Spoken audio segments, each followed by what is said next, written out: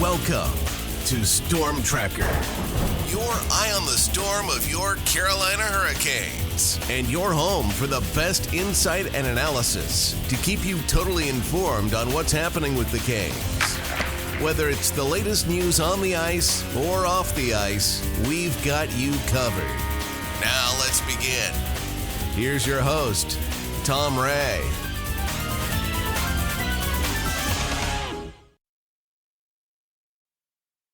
One of the highlights of the summer months for the Carolina Hurricanes is the Prospects Development Camp. This year the camp was held in Raleigh, North Carolina at Invisalign Arena from July 8 to July 11. The Canes invited some of their recent draft picks, including Dominic Badinka, Noel Franzen, Oscar Boulay, and Justin Poirier. They also invited a number of other key prospects, including Charles-Alexis Legault, Gleb Trikozov, Ruslan Khazeyev, and Felix Unger-Sorm, all ticketed for Chicago this year. You know, the Canes have an outstanding prospect base, and they continue to build on it. Now, an interesting thing about the development camp is that it gives the Canes an opportunity to look at invitees who have not been drafted by the Canes, and this year it was Josh Nadeau, brother of Bradley. Josh, of course, coming off an outstanding season in Maine last year, and he's definitely been on the radar of the Canes for a while. We had a chance to get together with Nick Bass of Canes Prospects and Dobber Prospects, and Nick told us what he saw at the camp. Okay, so excited again to have an opportunity to chat with Nick Bass, of course, Nick with Canes Prospects and Dobber Prospects. Hey, Nick, how's it going? I'm good. I'm a little tired, but I am good so far. Hasn't been that bad. Been very busy last week, so I'm finally happy to sit down for the next 2 days and relax, hopefully. Exactly. I know it was a busy week for you, and certainly followed closely all the posts that you made, and that was great information. You know, before we talk about that, I wanted to bring up some information on the Canes in the last couple of days, and I wanted to get your feel for it. The Canes made some interesting signings. They signed Joakim Ryan, who had been playing in Malmo, as it turns out, and that is the same place, of course, that Dominic Badinka was playing. And they signed Dominic Badinka. So I thought that was interesting. They signed both of those guys. Obviously, Badinka, just getting started. He's going back to Malmo, I guess, this year. And on the side of Joakim Ryan, of course, he had been with the Canes for a cup of coffee in 2021 and then went over to Sweden to play in the SHL. Thoughts on that? Complete honesty, he'll compete for the seventh defenseman role with Carolina, but he is going to be a very good Chicago Wolf. Yeah. He's going to be very good in the AHL and be probably a stabilizing force depending on where they have him in the lineup for one of those younger right-handed defensemen that they're probably going to have, because looking at it, it's going to be like Morrow and Legault and probably Heimosalmi and all those guys. Yes. They're just going to be younger and need some experience help. So Ryan's definitely going to be one of the people that's going to help out with that. And then Badinka, yes, as I was told by Aaron Schwartz yesterday, which freaked the heck out of me, it's an IIHF rule. I believe that anybody under 18 that does sign an ELC, they have to go back to their senior club. So he'll be with Malmo next year. Okay, good. Well, and of course, Cam Abbott coming over from the SHL, he's also going to have some knowledge of Joakim Ryan. And I agree with you. I think with Chicago, what we're seeing is that the Canes are going to have certainly their best and brightest prospects there. And at the same time, they definitely want to have some solid veterans to complete the squad. I think what we're seeing is that the Canes are serious about icing a competitive team this year in Chicago. So that's good news for Canes fans. So again, yeah, it sounds pretty exciting. So going back to the Hurricanes development camp, several players kind of stood out. You have mentioned in your post recently 5 guys that I wanted to touch on today. Charles-Alexis Legault, Justin Poirier, Jayden Perron, Ruslan Khazeyev, and Gleb Trikozov. So those guys, obviously, they're key prospects for the Hurricanes, and we've talked about some of them in the past, but I thought it'd be good to kind of catch up on them as well. And I thought we'd start with Charles-Alexis Legault. Now, Charles-Alexis Legault, I had seen last year in the Frozen Four games. Looked really good with Quinnipiac. Obviously has come a long way. He's a guy that Darren York said plays the defensive style of game that we want to play, which you don't normally see from college kids. He's able to get up in the offensive zone, flush down the wall, seals off in the defensive zone, plays a really fast game, a defensive game, and that's something we want in our defensemen. And, of course, he's been working on his offensive game as well. In fact, last year in Quinnipiac, in 39 games, he had 9 goals and 15 assists for 24 points. So he's a big guy, 6'3", 207, right shot defenseman. They're great assets for sure. What did you see in Charles-Alexis Legault? Yeah, obviously his defense consistently in drills, he was very adamant on not giving up any goals. He was always putting his body on the line, especially, which I was very shocked to see, especially in the dev camp. But he was making sure that plays didn't happen to protect his goalie. He was very, very good with that. The offense was shining through. I made a very passing comment that in a past life, he was probably a top 6 forward. His shot is something I haven't seen from a defenseman in a little bit. The power he can generate from his wrister is something incredible.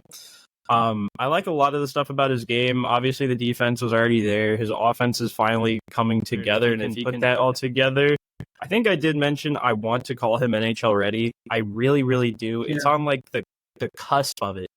But with Legault, I want to see him play at the professional level before I call anything. But I'd say Legault is probably the second most ready NHL defenseman that I've seen. Yeah, it's interesting you mentioned that because I've been feeling the same thing. And it's amazing because, they drafted him last year, playing in Quinnipiac. He was kind of under the radar, later round draft pick. I think he's going to be a real steal. And everything I've seen of this guy, he's got all the tools to get it done. So, yeah, really excited about Charles-Alexis Legault. Justin Poirier, we talked about recently. Justin, he's an 18-year-old. He's a smaller player, 5'8", but he's stocky at 183. He's a right shot center. That's good news. He had a big season last year in the Quebec Major Junior League. In 68 games, he had 51 goals and 31 assists for 82 points.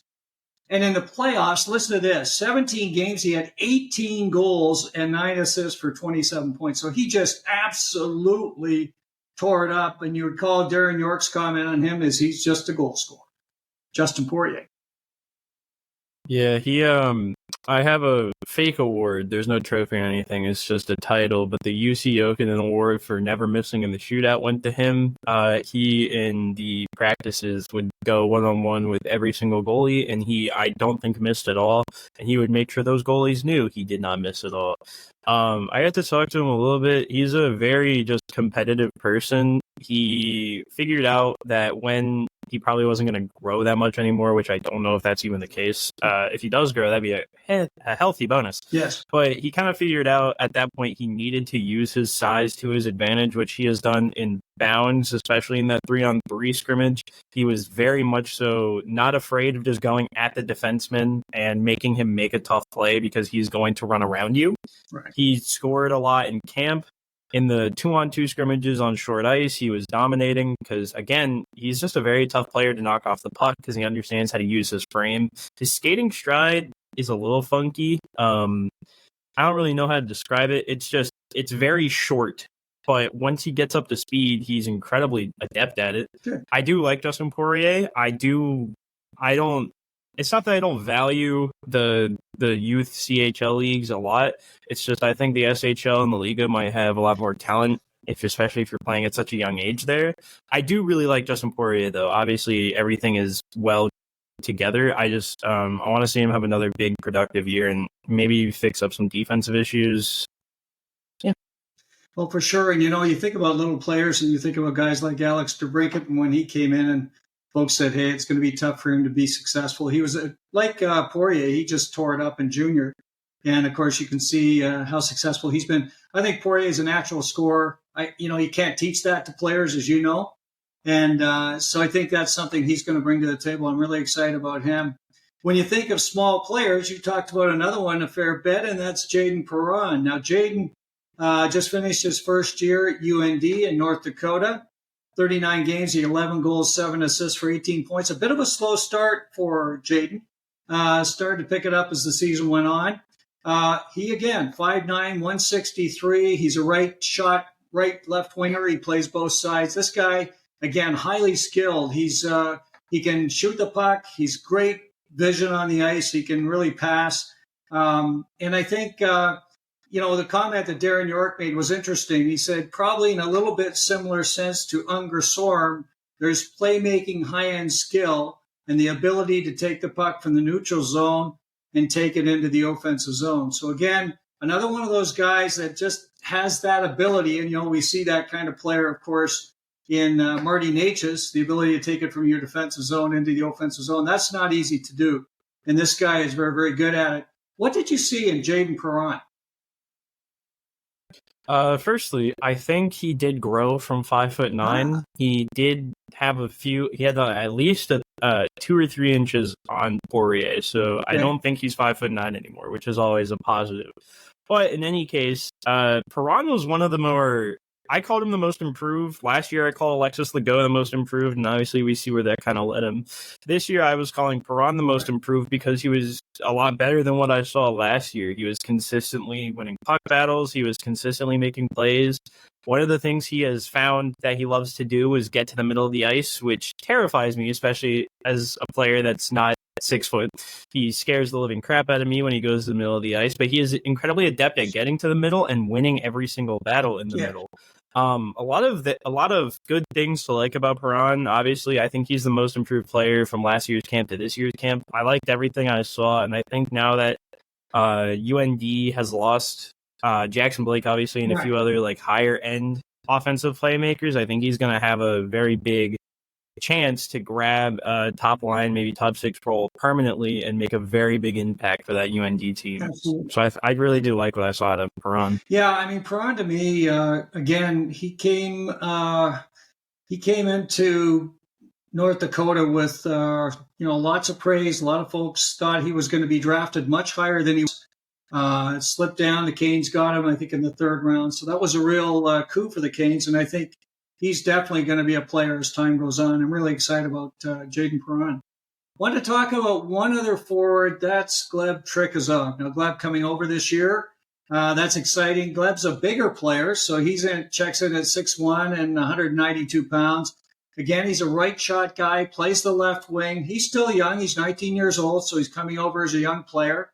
Last year in Omsky in the MHL, that's like junior, he had 10 games, 12 goals, 6 assists, 18 points. He tore it up.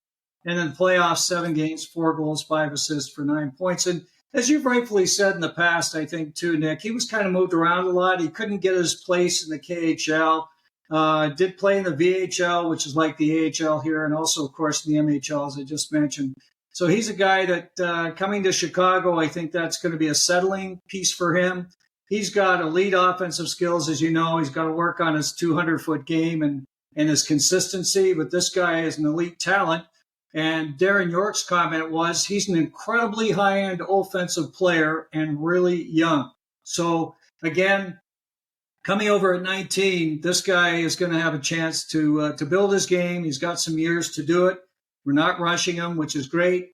And I really am excited about Gleb Trikozov. Yeah, I think I actually gave him an NHL comparable, which I don't normally do for a lot of guys, but I'm trying to get a little bit better at it.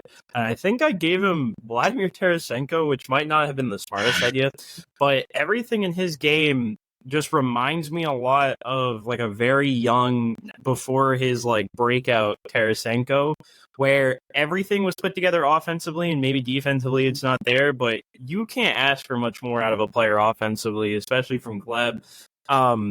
I called him the best player at Dev Camp, the best player in the scrimmages, at least. He was dominating them. He, I think, scored 4 or 5 goals, including a shootout goal.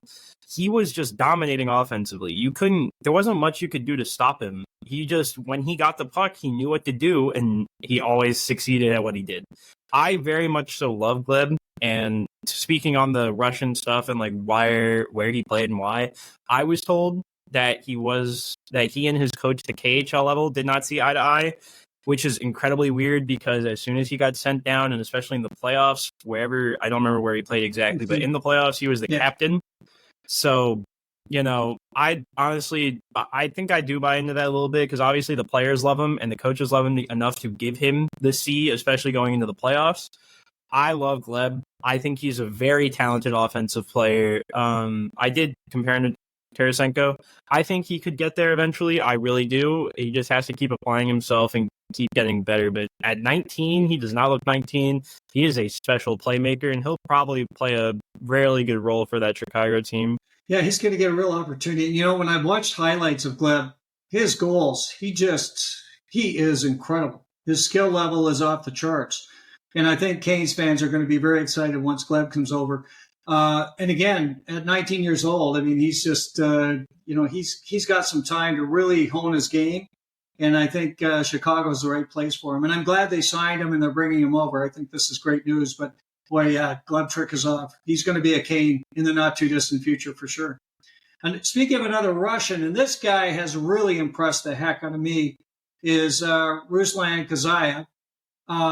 This guy's huge. As you know, he's 19 years old. He's 6'4". He's 201 pounds. And, of course, when you bring size into the net and recently, of course, Russian goaltenders have been all the rage. They've been incredible. We look back to Bobrovsky and, of course, Shesterkin and Vasilevsky, and you can go on and on. So definitely exciting. He had a great season last year with Chelyabinsk in the MHL, again, junior, 28 games. He was 16-5-5 with a 2.19 goals against average and 927 save percentage. Darren York's comment on him is that he's incredibly powerful, balanced, and has unbelievable seasons in the last few years in Russia. And our goalie coaches were just so impressed with the feet and the balance in combination with that power. And if you watch any of the highlights on Khazeyev, he is something else. I think my first introduction to him, I walked into that first day and I was talking to Walt Ruff and Corey Lavalette, and everybody, the first thing I said was, "Oh my God, that kid is huge." He made the net look like a mini net. It was so fun, I guess. The Hurricanes honestly haven't had a guy who has towered over the net in a while, and obviously, Khazeyev being so young, it's something nice. He covers the net very well. I did like what I saw from him. Everything was good in the scrimmages. He was solid before somebody, I don't know who it was, got him on the collarbone with a puck and had a good old, I don't really know I call it a softball, but it was kind of like a baseball-sized lump just directly on his collarbone in the locker room. That thing was huge. He came back and played, and also played very well, but he's a very good goalie. His personality, while it might not be as big as everybody's favorite goalie that I introduced them to over the past few days in Dominic, he's an incredibly funny guy. From what I understood, I'm trying to learn Russian. It's very tough, but he was an incredibly funny person to be around. And in the shootouts they had before going into the locker room, before scrimmages, he was doing shootout lines with Robitaille, Poirier, Trikozov, Heimosalmi, Badinka. He was doing a shootout line with all of them. He was making save after save after save, and he was making sure these people knew that he kept making these saves, and they were not scoring. He would get up after making the save, look at him, point, and then put his hand up to his ear like that. He was making sure they knew that they aren't scoring. He's an incredibly fun goalie. Obviously, I like his stats. I like his build, everything about him.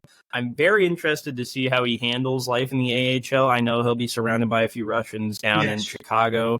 I really do hope he starts performing well. I do think he's the future of the net. It's just he needs to keep doing what he was doing in Russia and apply it to Chicago. Well, it's interesting you mentioned he's a bit of a character. Can you just imagine Pyotr Kochetkov and Ruslan Khazeyev as the goalies for the Hurricanes? I think people would have a lot more fun not trying to put down Khazeyev, but people would probably have a lot more fun hearing Velmikin talk. I really wish I had a voice interview with the guy, but that I know we're not supposed to talk about him just because it wasn't on our little agenda, but I love Igor Velmikin. People kept making jokes in the media. Good old Corey kept saying, "Oh, you had a date with the guy?" And I was like, "No, man, he's just a fun guy to be around. He's just a bubbly personality guy that understands he's only here for a few days, so we might as well just have a lot of fun with it." Obviously, the video of him and the tennis ball just hitting it on his head. Obviously, whenever Khazeyev was doing it, he goes, "In Russia, you got to learn how to fight." Saying, and then on that last day, right before leaving the locker room, going, "I'm going to be the next Pyotr Kochetkov, but better." Wow. I thought that was hilarious. The kid is just a fun guy. I wish him nothing but the best. I think he was traveling yesterday or today, but he was going back to Belarus for training camp, and that is I believe he said 40-hour travel days, I guess. He's going to watch a lot of Jason Statham movies. I love that kid. I just want to talk about him because I do really like the personality of him. Well, I know you talked a lot about it. I was going to bring him up, actually, so I'm glad you did. The challenge you have with the Hurricanes, and you mentioned a couple of other goalies while we're on this. Of course, you had Jakub Vondras, who was unable to get to camp. And who was the other one? There was another one that didn't make it as well? So, yeah, the story behind that is, I'll just tell the whole story because I think it's funny, but Hamrla and Vondras, Patrick Hamrla, Jacob Vondras, they were on their way. I think they were from the Czech Republic. And on that first day, only the 3 goalies were out, and I was a little confused about it. And so I get a message from Patrick's dad, who I have come to find out is a very incredibly funny man. And he sends me all their flight information, a screenshot of where they are, and just goes, "They are currently flying from Paris to Raleigh as we speak. Their plane got super delayed." And so I was like, "Oh, that stinks." So they got in late Tuesday, I think. And I didn't see him around or anything. I was hoping Wednesday they would appear, and they just weren't. And I was like, "Oh, man, this kind of stinks." So the scrimmage rolls around. We all sit down with the media. And as we're like waiting for the game to start, I see a guy in a 39 hoodie start walking up the steps. And I'm like, "Oh, my God." And so it's Patrick Hamrla. He comes up to me and shakes my hand and says, "Hi." So apparently he knows me, which terrified me in a certain way. And I was like, "Oh, dang. Hey, man, how's it going?" He just said, "Well, it would be a lot better if I was on the ice." He couldn't get on the ice because they got in late, and then they lost his gear somewhere in London or Paris.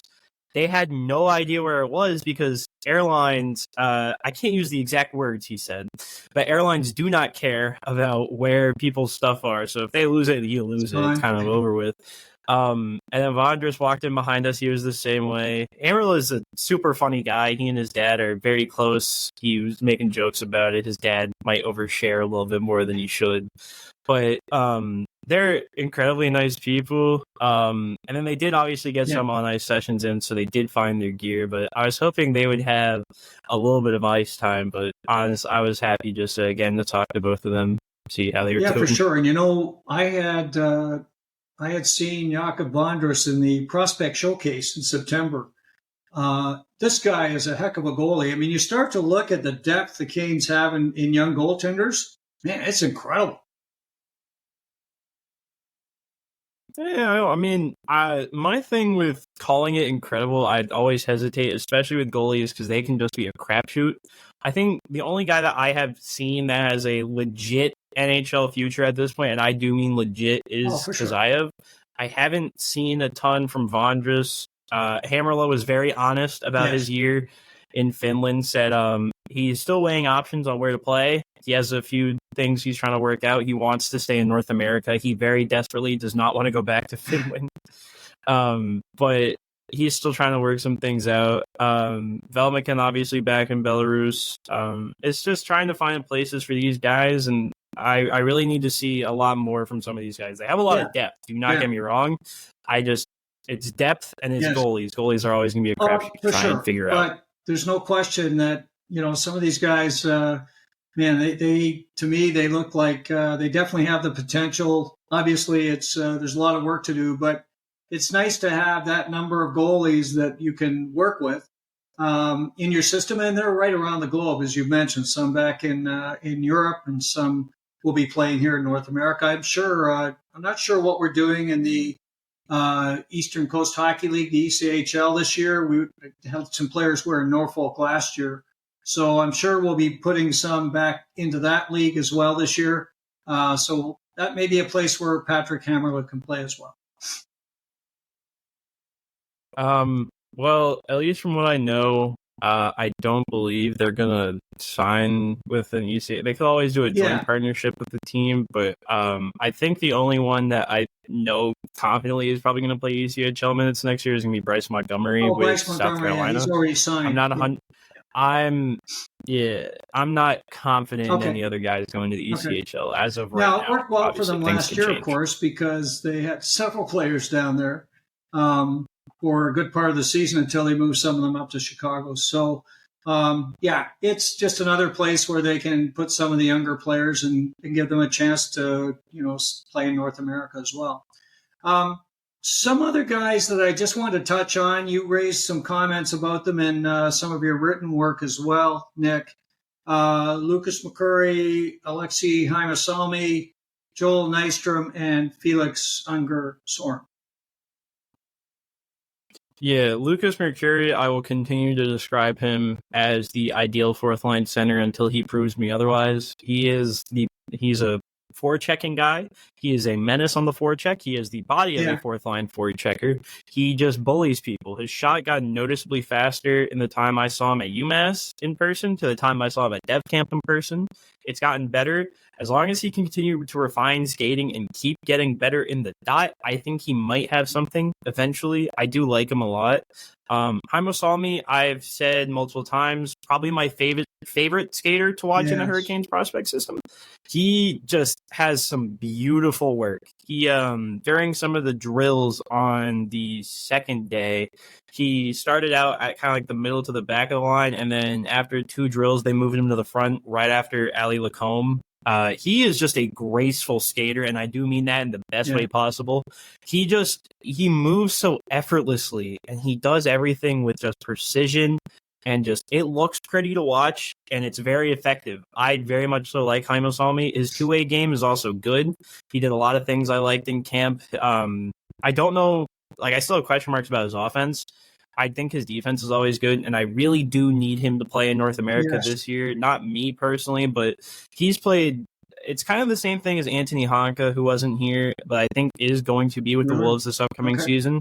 He has played too long in the Liga, and to make a decision on him on whether he can have something down the line, you need him to play in North America, and I would like to see him play for Chicago, but Chicago is going to have, I think, 9 defensemen that they could play on any given night. They have a lot, and I really want to see him in North America because I think he can be a very solid defenseman. Joel Nystrom, I know Darren York's incredibly high on him, and he has very good reason to be high on him. His two-way game is among the best in there. Kind of like how Morrow is just really good offensively, and Charles-Alexis Legault really good defensively. Joel Nystrom is probably the best of both worlds, where he is good defensively and good offensively in both regards. He is playing as a top pairing defenseman for Farjestad, which is one of the better teams in Sweden. He's an exceptional defenseman. He gets some power play time, even though it might not be the biggest. I like his offensive game. His skating is good. Everything about Joel Nystrom is something to like. He is playing this next year with Farjestad, but after that, I would not be surprised to either see him somehow snag a role with the Hurricanes next season, not this upcoming, but the season after, or he gets a top pairing role with the Wolves and he has a lot of ice time there and probably is the first one on the call-up sheet if an injury or something like that happens.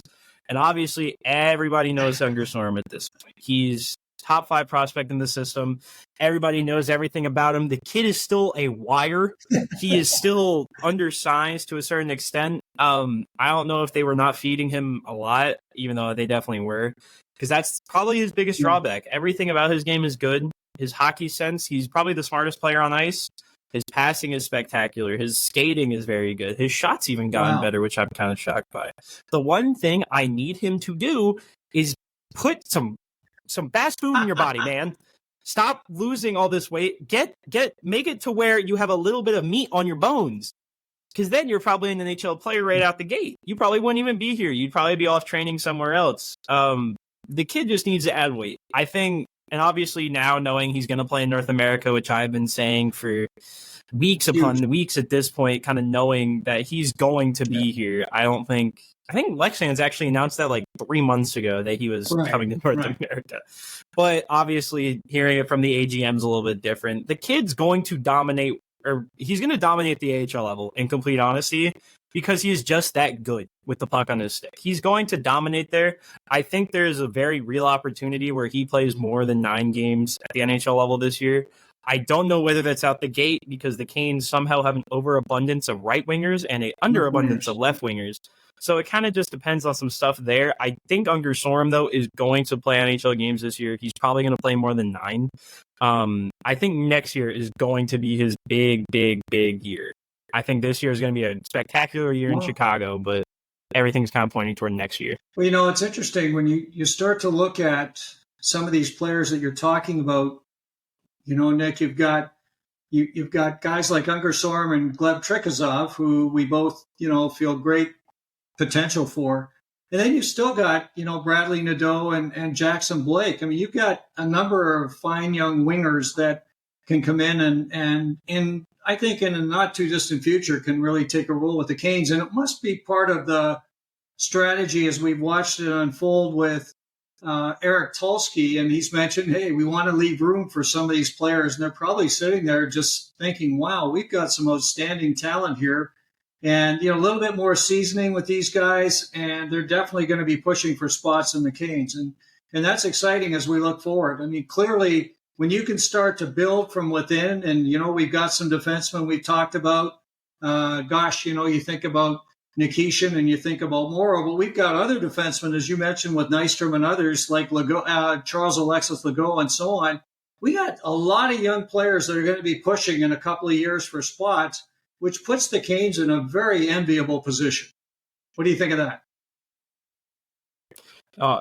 Always having guys that are making sub $1 million that can be a top 9 difference maker is always going to put you in a great position. It just kind of is on these guys to actually improve in the areas they need to improve to become these complete NHL players. Obviously, I talked with Adam Gold about this.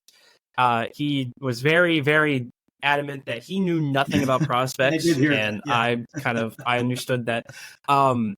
I mentioned that I think Bradley Nadeau is going to stick this year, and we had a talk about, hey, there's probably going to be that second line left wing role.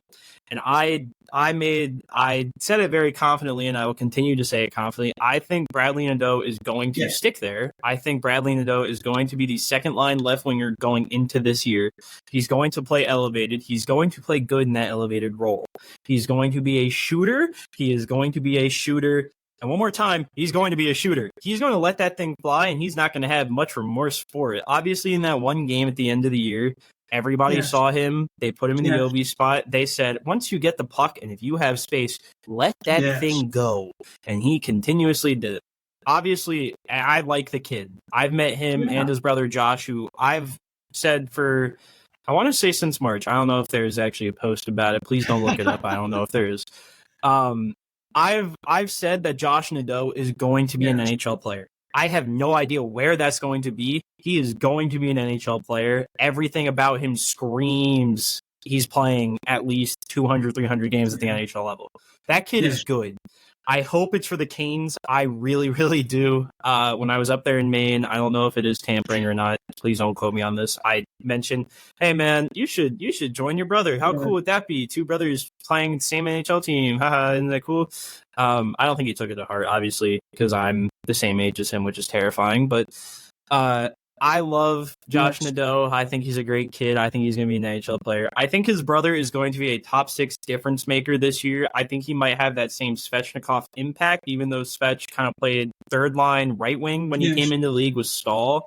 I think you put him with whoever you want to have at that second line center, and you just let him play his game because everything about him is good. I think he's going to be a very high level impact player going forward. And they have a ton of guys that are probably going to push for spots. I mean, I didn't even talk about Jackson Blake, who I think is another guy that's NHL ready, but kind of along the same lines as Unger-Sorm. He might just be blocked by the overabundance of veteran right wing options, unfortunately.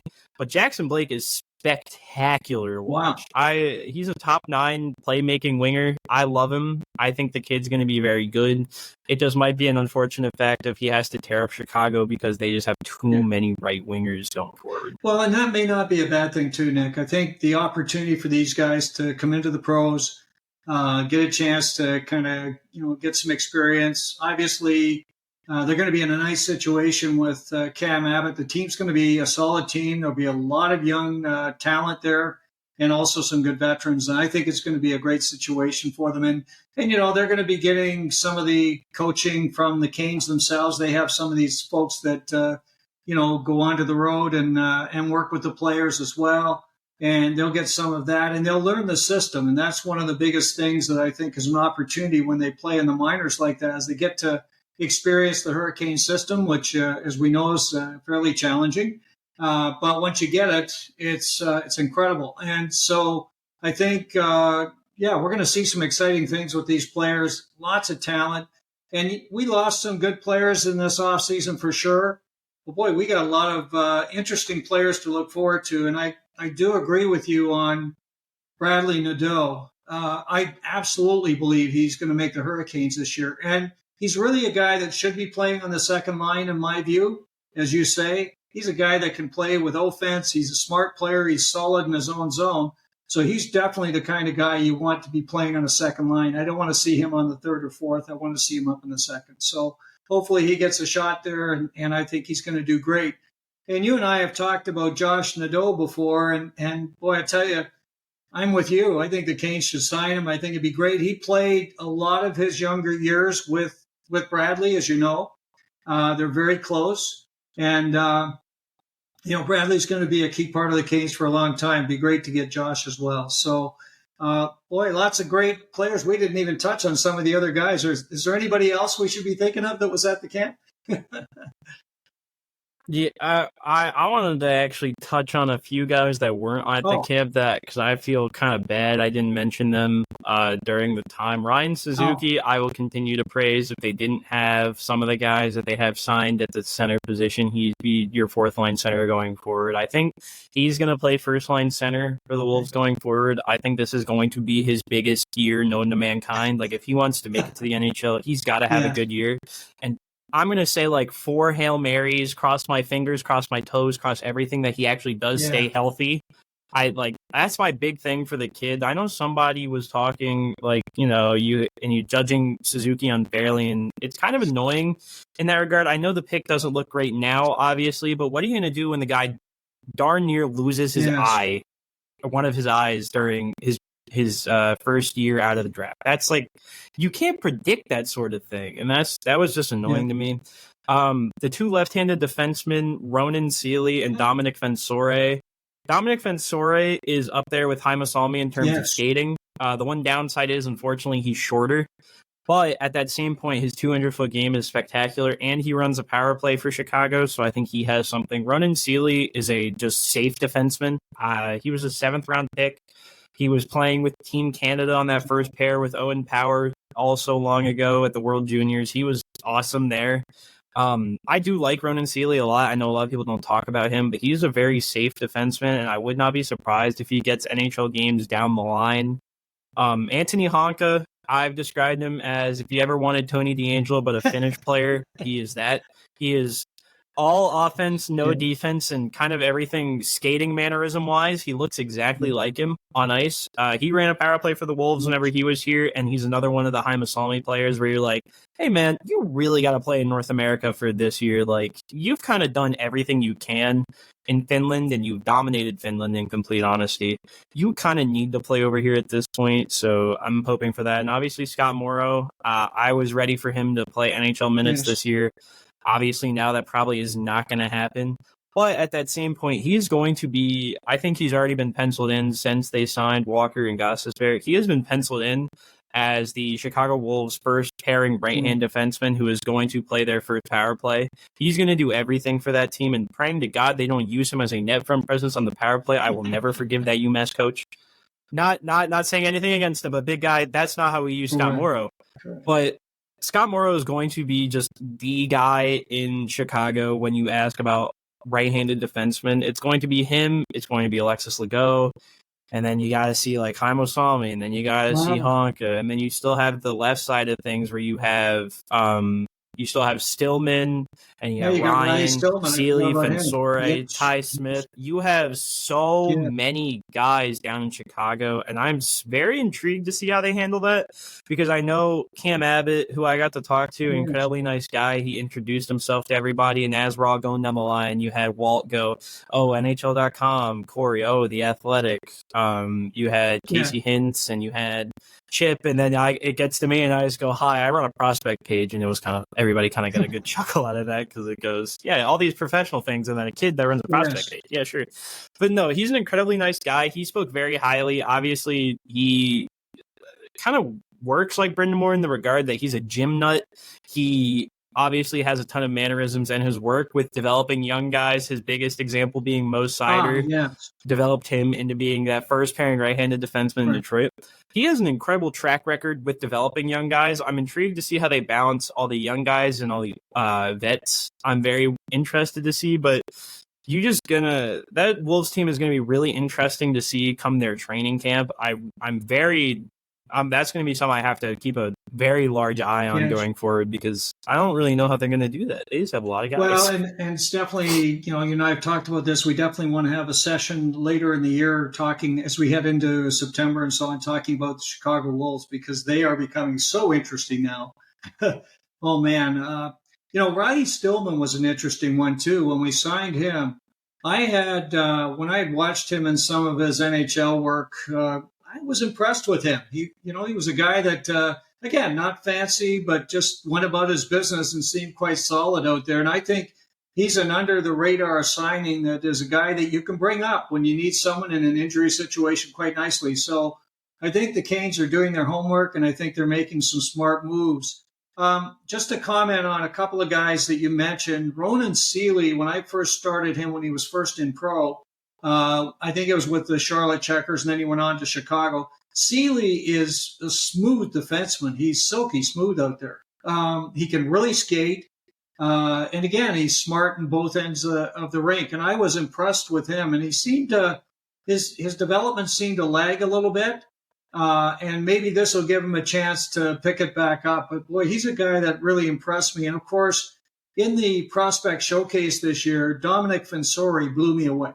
He was probably the most impressive guy on the ice. And it's just like you said, he's got great wheels. This guy is smart on the ice. He sees it extremely well. You know what he did that was interesting? It reminded me of Tony DeAngelo. If you watched Tony in the playoffs this past year, he made so many on-the-tape passes out of his zone and moving up into the offensive zone. He's probably one of the best. And that's what Dominic was doing when I watched him in the prospect showcase. He was just hitting the tape from anywhere and really impressive. And again, a small guy, but certainly plays bigger than his size. So I'm glad he's going to be in Chicago for the full season. Of course, last year he started in the ECHL because they didn't have the AHL team, but he's another guy that could surprise over time. So, man, wow, it's exciting.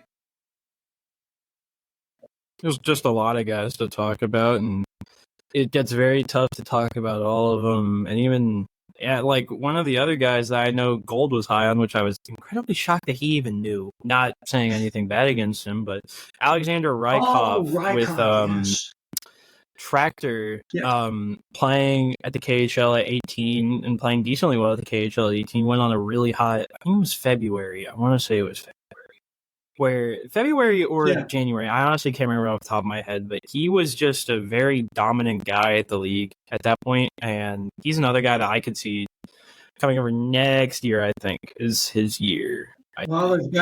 Russian contracts are so, like, I need to really get a spreadsheet of these things, because there's so many Russian players that they have that I got to figure out, because obviously the one that sticks at the top of my head is the one everybody knows.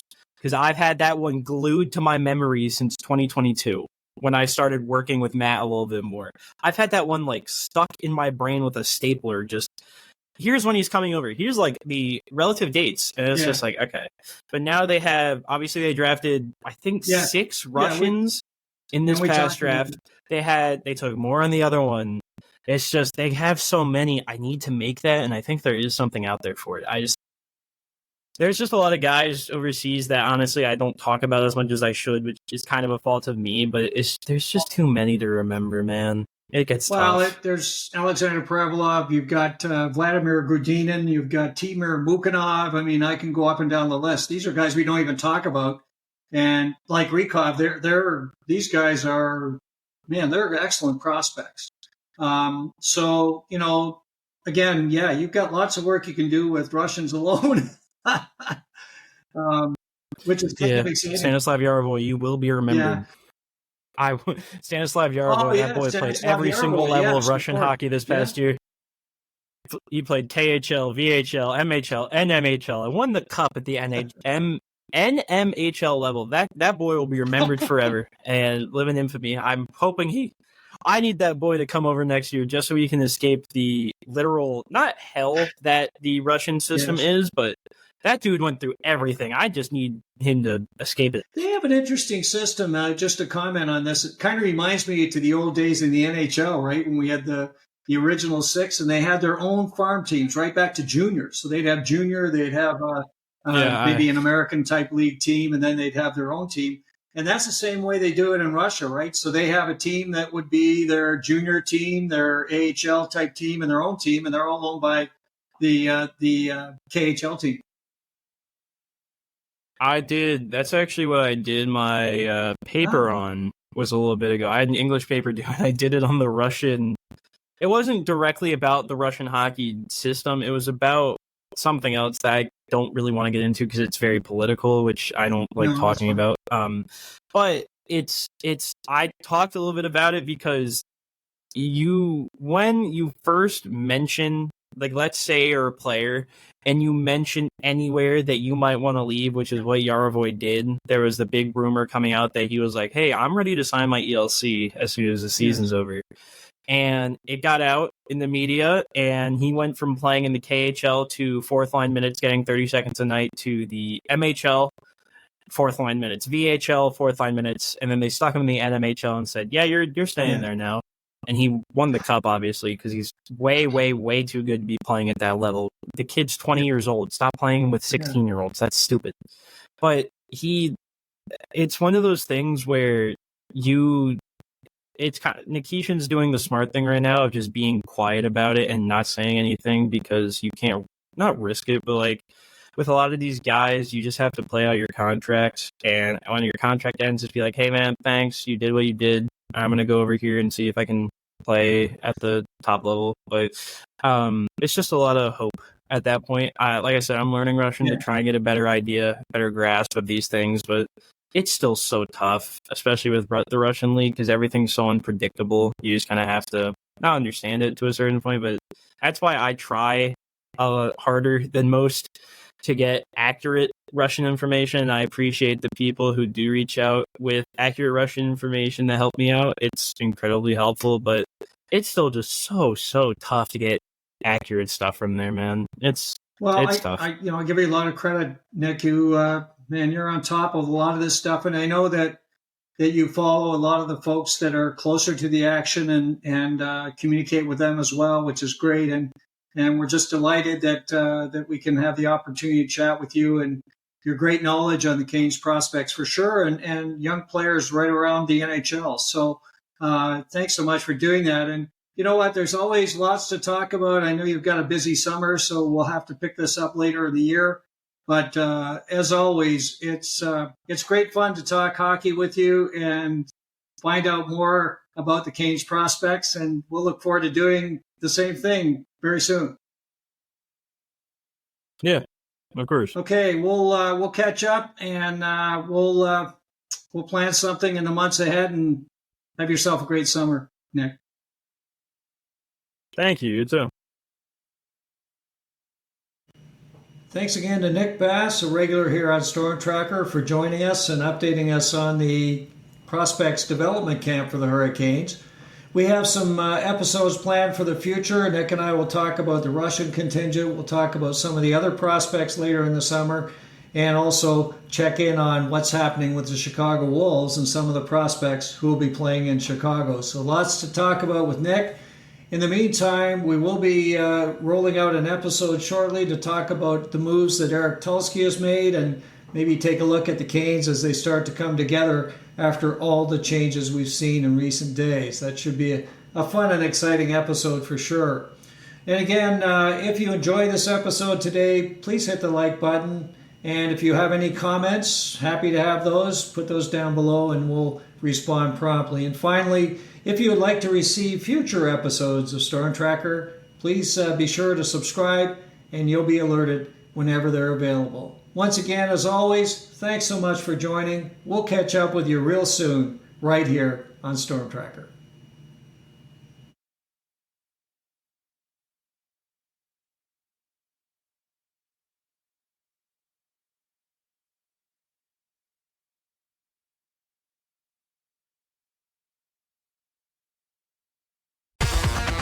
Thanks for listening. Be sure to like, subscribe, and tell your friends for everything with the Canes. You need stormTRacker.